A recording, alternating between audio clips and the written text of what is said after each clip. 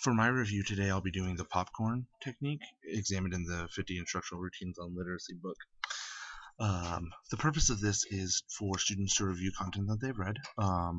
Teacher begins it and can facilitate but does not necessarily participate, and the students are divided into 4 to 5 groups, which are into a group of 4 to 5, and they pop up with the facts from the previous reading.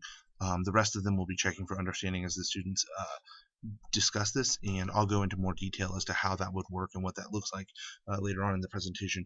In the Instructional Routines book, they indicate that this tests for comprehension, vocabulary, and after reading.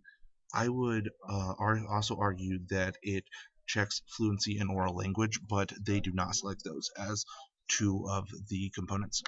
For the audience, any verbal students of any content area, although I feel that some are more suited for it than others, any grade, but they have to be intermediate or advanced readers because they are presenting in front of the class, so they do need to understand what they've read, especially since they're going to be, presenting this to other students.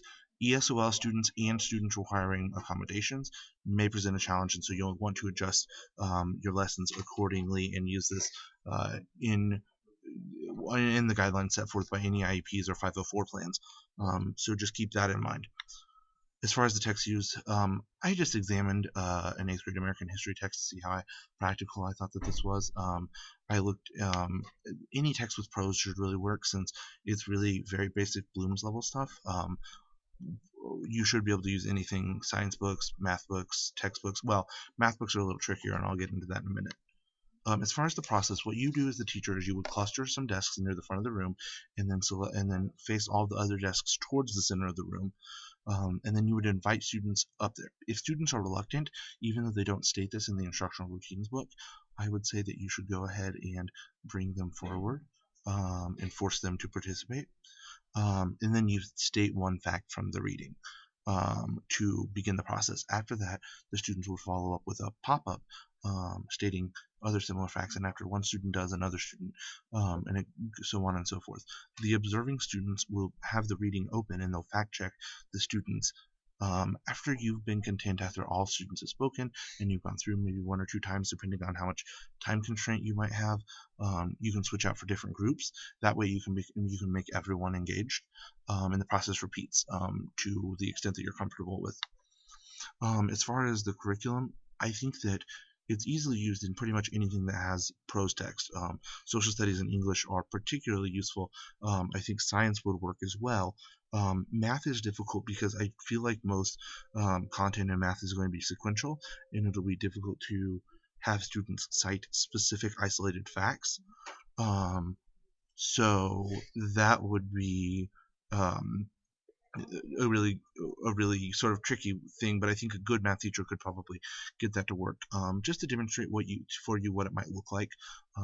In the text that I used, it was on the Civil War, the particular chapter I reviewed.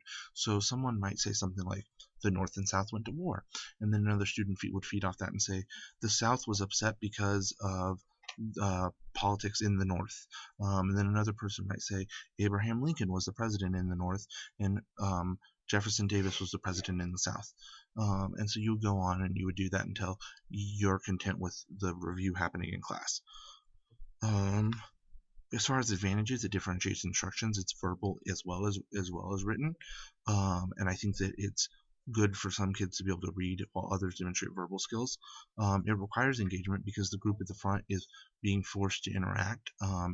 There's a non-formal assessment of verbal fluency present here when you're listening to the kids speak.